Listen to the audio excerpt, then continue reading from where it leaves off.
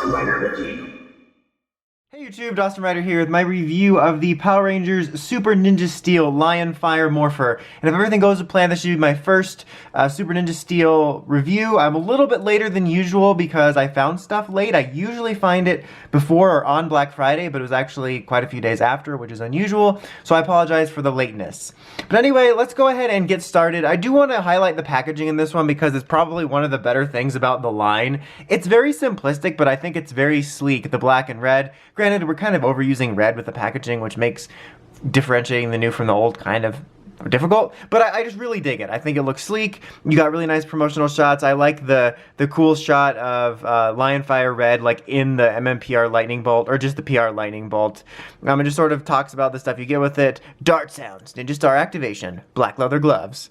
And then on the back, you know, you get a little look at how it works.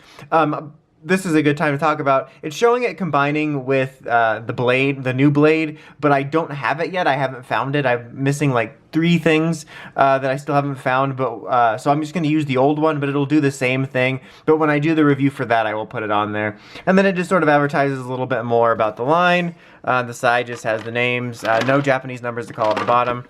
So this, if this steals focus, I'll move it, but for now I'll leave it there. But so, yeah, there's that. Before we get to the main event, it does come with an individual Ninja Star here, which has the Lion Fire guy on it, and it's that same non-designed foam plastic, which they said was an error for the first printing back in Ninja Steel, and yet here we are in the next season, and it's still happening, so...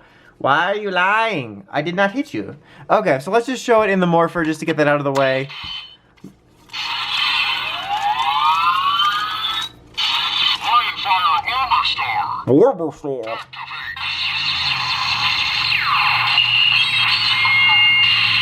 I do find it funny that the main Morphers for both, well, I guess Super Steel did or Dino Charge did a little bit, but the Super mode for Dino Charge and Ninja Steel really has nothing to do, or the Morpher used for the Super line has nothing to do with the Super mode that's being advertised. Like, especially this one, because this form and Morpher debuted in Ninja Steel proper, but it's like the only thing being used for the Super Steel Morpher. The point is they're getting sloppy and trying to differentiate these seasons. Anyway, so here it is all together. It's 2 separate pieces, which is this piece here, which is kind of like the bottom of a Saiza blaster, which is weird. I'll show a comparison in just a second to the Japanese version. And then this piece, which is basically the disc. And it overall looks very okay. I think typically, recently, the Morphers have looked actually solid enough for what their budget is. And I think that sometimes they get a little much heat. But this one, I think, is on the weaker end of it. Like, it does look cheaper. Like, for example, this Morpher, I honestly think doesn't look that bad. Like, the Japanese one did look better, but it doesn't look that bad. They definitely took out some features and there's some things missing. But in terms of looks, I think it was fine. And this one is okay, and the bigger size is kind of neat, but it's definitely lacking a bit. And it's weird the direction they took it. Here it is next to its Ninja counterpart, which has just more of a traditional wrist-mounted thing. In fact, it's like basically the port from the Ichibanto, like on your wrist, and you just put this on here, and this has electronics in it. You can see the difference in detail. I think honestly, if they had just made this a shinier silver plastic, I would have been happy. That's really the only thing it's missing for me. Yeah, you're missing the outlines on the eyes here, but the silver plastic is really what makes it. And they're almost actually like closer in size than you would think. But like I said, this is more of an electronic thing that works with the sword and stuff like that. It's very different, and it's weird that they went with this. Like, I don't know, like, maybe they're test driving for the Saiza Blaster next year, because, like, this very much so feels like a Saiza Blaster type deal. So I could totally see that being some, like, test driving going on. Real quick, I want to cut in here because I almost forgot to show this combining with the sword. As I said, I'll show it with the other one just for looks, but it really doesn't make a difference which one you use. But I do have this one, so it'll show the functions. It's real simple. You just fold this out to essentially create, like, a cup link or whatever. I don't even know. Sorry, that's not even the right word. And just slide it down over here and then snap it in. Let me make sure this should be on. Wait, there we go. Just wanted to be sure. And so you get some activation noises, and as you can see, the light sort of shines through this, so you'll get the same sounds, but it will make use of that. And nothing really when you spin it, but that's a look at that, and that's usually what they use in the show anyway. But yeah, I'll take a look at it on the new one in the new one's review. But yeah, so to take it off, there's two little things right here, and you just pull it off here. And this actually is what houses all the electronics, which is weird, because it's just like, oh look, it's a black piece of plastic. But I guess one of the reasons, other than potentially test driving stuff for next year, that they did this base is they have this missile launching feature, which I guess does add a bit more playability to it. So the on-off switch is here, so you get that. So as far as noises, the noises are primarily going to come from placing discs on here, / this, and then pulling this. So if you just pull this on its own,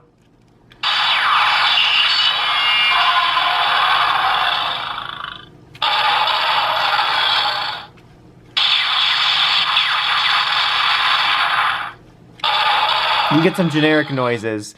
And it's quite loud now because the speaker's right here, but it's going to be covered up by the discs. I think they should have put the microphone down here. It still would have covered up when you had this here, but it wouldn't cover up when you're doing this. It's kind of reminds me of the Build phone, which I reviewed recently, in which its design like hindered itself. So its missile launching gimmick this actually has quite a bit of resistance, and you just need to pull on it sort of, not lightly, but lightly for this mechanism to just activate the sounds if you don't want to worry about the missiles. But you have to like really yank on it to get this button here to pop out right there. It actually requires quite a bit of force, like for me. And then you just press this button, and you get that. And they get quite a bit of force. So that's kind of nice for kids, I guess. I guess it's kind of a neat inclusion, but I'm really not about that. I'm kind of surprised how tough this is to move. Okay, so let's show the sounds off for this first, because it's the least to do with it. So just snap it on, and you don't get any activation noises, but you'll get noises when you spin it.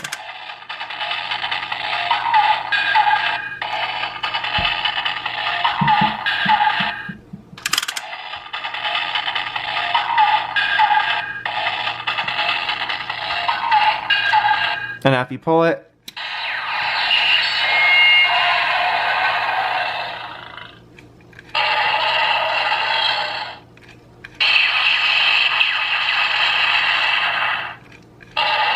so you get the gist there. And just for the hell of it, we'll do one more of these. Once I can get it to pop, there we go. And then I'll just, there we go. Okay. So now what you want to do is you're going to remove this, like I said, just pull these off, and you can put the disc in here. Now every time you put it on, it's going to activate a different sound. And with each of those, you'll get a few different pull sounds for this. So it's starting with the car one. It's supposed to start with the lion one, but...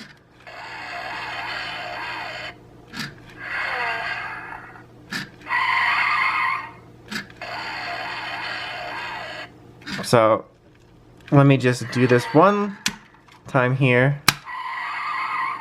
And so you got that.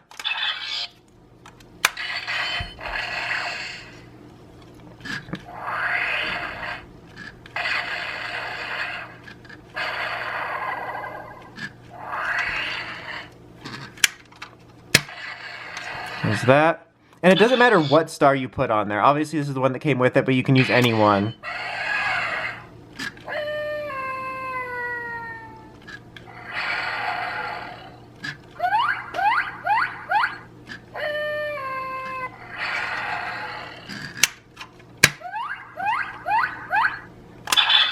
Alright.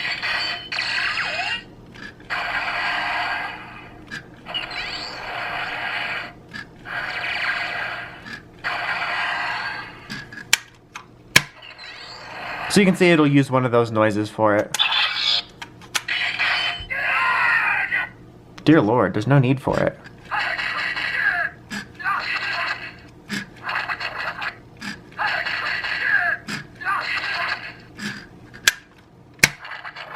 That's a really funny one to have when you're launching the missiles out.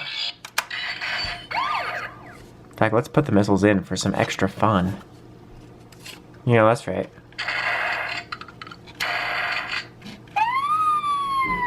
It's like a siren scream.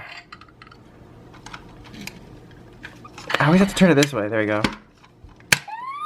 Oh, and then they didn't even fire. Oh well. Maybe on the next one.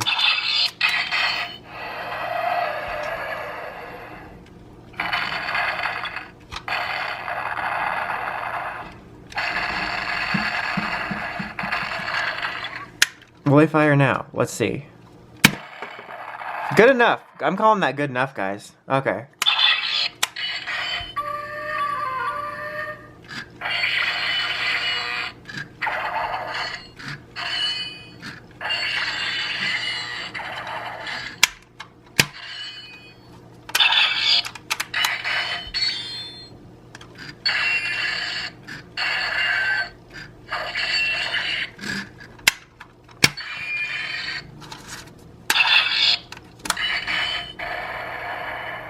Okay, I believe that's the one that's supposed to default when you put it in. We'll know in a second. It sounds like a storm.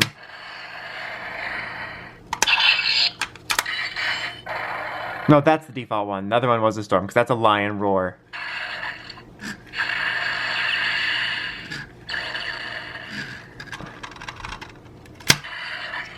Alright, I think we should be cycled back now. Yes, because we started the car. So yeah, that is all she wrote. If I forget anything, I'm sorry, but you get the gist of it. So this thing's a bit weird. As you can see, it actually has quite a bit of sounds and playability there. But it's like kind of wrapped in a disappointing looking packaging. But it's weird that in some ways I think it's superior to this. Not in look, but with this, you have to buy certain stars to get the sounds, all the sounds. And they're kind of a disappointment. Honestly, there's nothing really unique about them. But in this one, you get this star and you basically get everything. So I actually think kids will get a kick out of this because, you know, you have the missile firing and there's actually a ton of sounds in it. So I don't think it's quite as bad as people are making it seem, but I definitely think it's a little bit of a drop in quality. So I'm kind of mixed on it. I can only really recommend it for completionists, or I think that kids will like it. But it is a step down look-wise, but I'm actually surprised at how much playability is in it, although I think it was done in a weird way. Like, I don't know why they had you take off this main star and then have the regular power discs in it in that way. I think there could have been a different way to go about it. I'm not exactly sure how. Maybe facilitate it by the spinning, or maybe give it some buttons or something, but it just seems weird to have such a mechanism that has nothing to do with what happens in the show, and an almost sort of weirdly complicated way of activating all the sounds. Like, you basically have it looking like a generic black piece of plastic in order to do all of the main sounds, instead of having the main sounds be in the mode it's actually supposed to be in. But anyway, that's about it. Until next time, don't forget to like, comment, subscribe. Awesome Rider, signing out.